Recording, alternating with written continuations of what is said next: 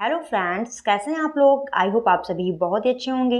स्वागत है आप सभी का हमारे यूट्यूब चैनल स्मार्ट स्टडी 101 पर और मैं हूं दिव्या वर्मा।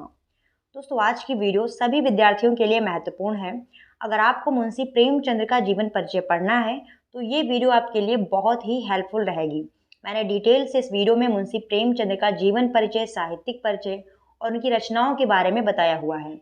वीडियो पसंद आती है तो प्लीज़ दोस्तों वीडियो को लाइक शेयर जरूर कीजिएगा और इसी प्रकार की अन्य वीडियोस देखने के लिए हमारे इस चैनल को सब्सक्राइब भी कर लीजिएगा।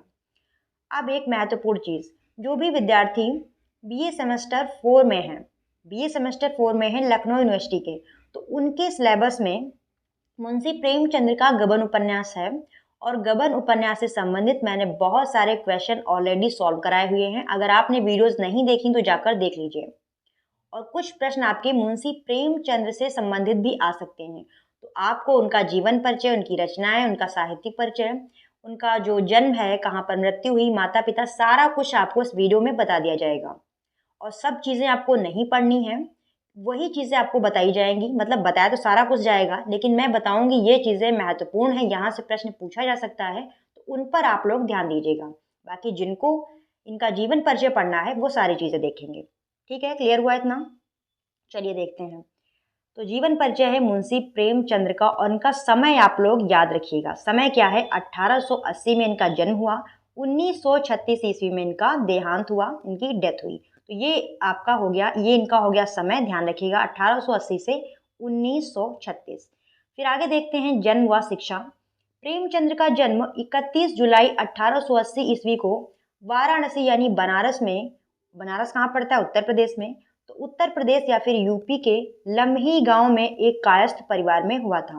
गांव का नाम क्या है? लम्ही, ध्यान रखिएगा। और कहाँ हुआ? उत्तर प्रदेश में। जिला कौन सा है? वाराणसी। समय क्या है? 1880 ईस्वी, 1880 ईस्वी, ध्यान रखिएगा। उनकी माता का नाम आनंदी देवी और पिता का नाम मुंशी अजायब राय था। दोनों ही नाम आपको ध्यान रखने हैं माता पिता का। माता का नाम आनंदी देवी और पिता का नाम मुंशी अजायब राय, जो लम्ही में डाक मुंशी थे। इनके जो पिता हैं ये लम्ही गांव में क्या थे? डाक मुंशी थे। इससे आपको नहीं मतलब है। अगला देखिए, उनका वास्तविक नाम धनपत राय था। जो मुंशी प्रेमचंद्र है इनका वास्तविक नाम क्या था? धनपत राय श्रीवास्तव। तो ये आपका महत्वपूर्ण पॉइंट है कि मुंशी प्रेमचंद्र का वास्तविक नाम क्या था? धनपत राय श्रीवास्तव। ठीक है। प्रेमचंद्र की आरंभिक शिक्षा यानी स्टार्टिंग की जो पढ़ाई थी वो कैसे, काहे में हुई, कौन से सब्जेक्ट में हुई? तो फारसी में हुई। फिर 1898 में मैट्रिक की परीक्षा उत्तीर्ण करने के बाद वे एक स्थानीय विद्यालय में शिक्षक नियुक्त हुए।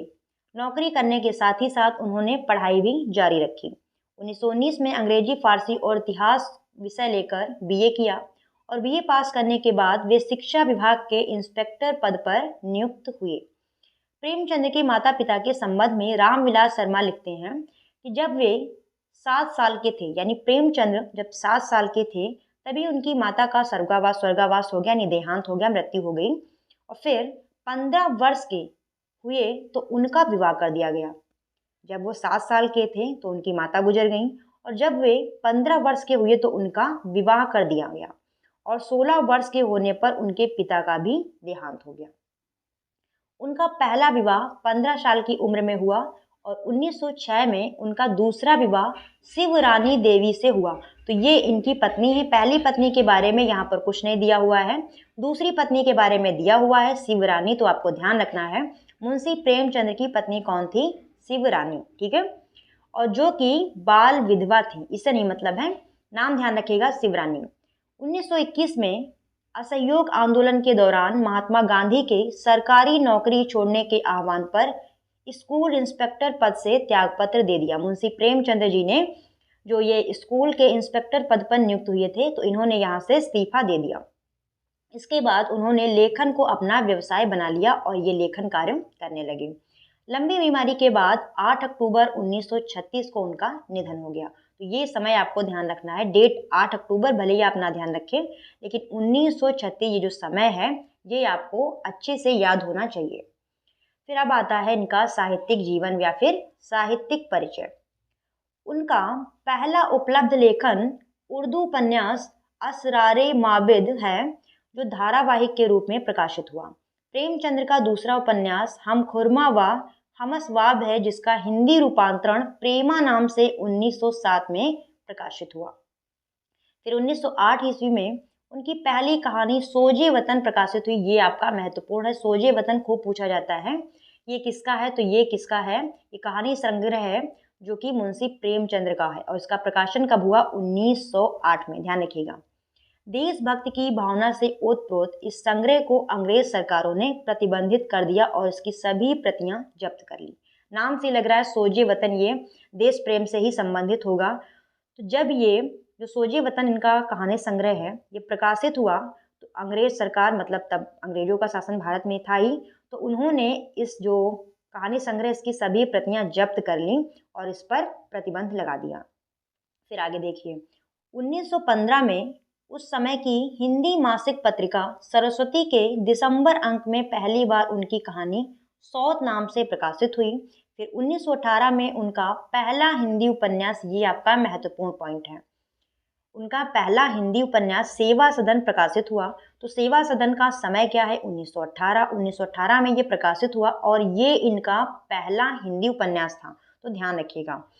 और इसकी अत्यधिक लोकप्रियता के कारण प्रेमचंद्र को उर्दू से हिंदी का कथाकार बना दिया गया, या फिर उर्दू से ये हिंदी की कहानियां करने लगे। अभी आपको पीछे क्या बताया गया था, ये देखिए, असरारे माबिद, हम खुरमा व हमसवाब, ये सब उर्दू वाले हैं।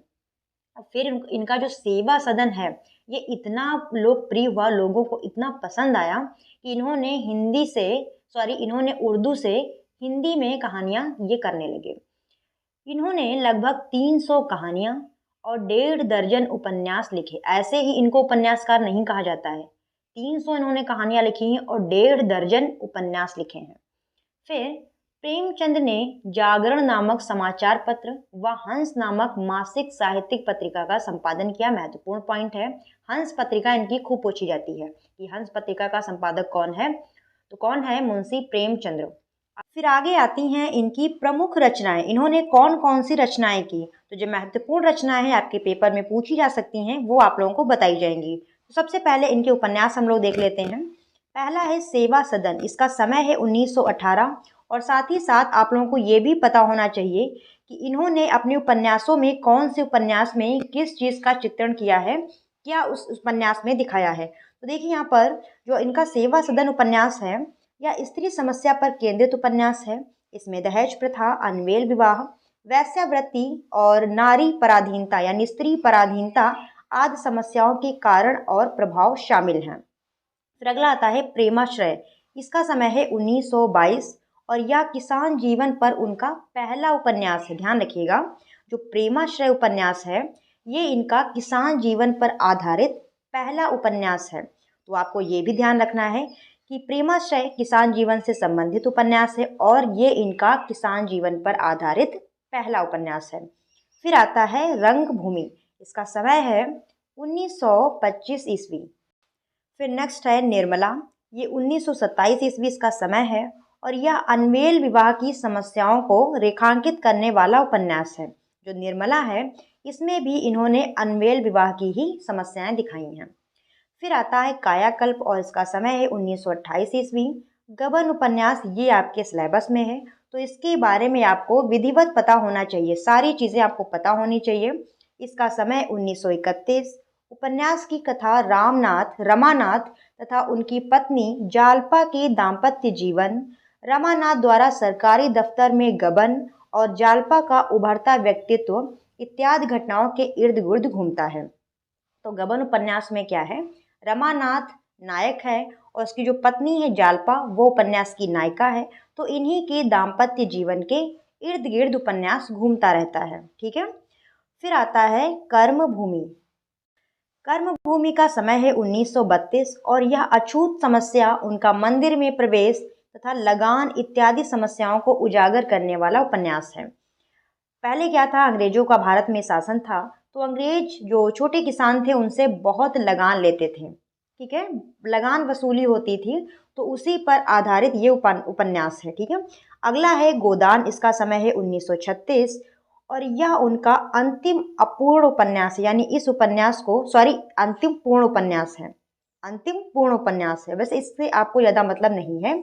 आगे देखिए, ये किसान जीवन पर लिखी अद्वितीय रचना है। तो गोदान ये भी इनका किसान जीवन पर ही आधारित उपन्यास है। समय है 1936, ध्यान रखिएगा। फिर आगे आता है, आप इनकी कहानियां देखिए कौन कौन सी इन्होंने कहानियां लिखी हैं। तो पहली है ईदगाह, नरक का मार्ग, दो बैलों की कथा। फिर ईदगाह दोबारा हो गया, चलिए। निर्वासन, पैपूजी, स्वर्ग की देवी, ममता, मिलाप, वासना की कड़ियाँ, सोहाग का सौ, माँ। ये हो गई इनकी प्रमुख कहानियां। फिर अब आती हैं इनके कहानी संग्रह। इन्होंने कौन कौन से कहानी संग्रह लिखे। तो पहला है सप्त सरोज, फिर पूर्णिमा, प्रेम पचीसी, प्रेम प्रतिमा, प्रेम द्वादशी, समर यात्रा, मान सरोवर। ये इनकी क्या हो गई, कहानी संग्रह। फिर आगे आते हैं इनके नाटक। इन्होंने कौन कौन से नाटक लिखे। तो संग्राम, करबला और प्रेम की वृद्धि, ये इनके हो गए नाटक। ये इनकी सभी रचनाएं थीं। और रचनाएं तो वैसे बहुत हैं, लेकिन जो महत्वपूर्ण है वो मैंने आप लोगों को बता दी हैं। वीडियो समाप्त होती है यहीं पर। और अगर आप लोगों को किसी भी पॉइंट में कोई भी डाउट हो तो आप हमसे टेलीग्राम चैनल पर कांटेक्ट कर सकते हैं। और अगर आपने अभी तक हमारे इस चैनल को सब्सक्राइब ना किया हो तो प्लीज़ चैनल को सब्सक्राइब कर लीजिए। वीडियो पसंद आई तो वीडियो को लाइक कर दीजिए, अपने सभी साथियों के साथ में इस वीडियो को शेयर भी कर दीजिए। फिर मिलते हैं दोस्तों ऐसी किसी नई वीडियो के साथ, तब तक आप जुड़े रहिए हमारे साथ।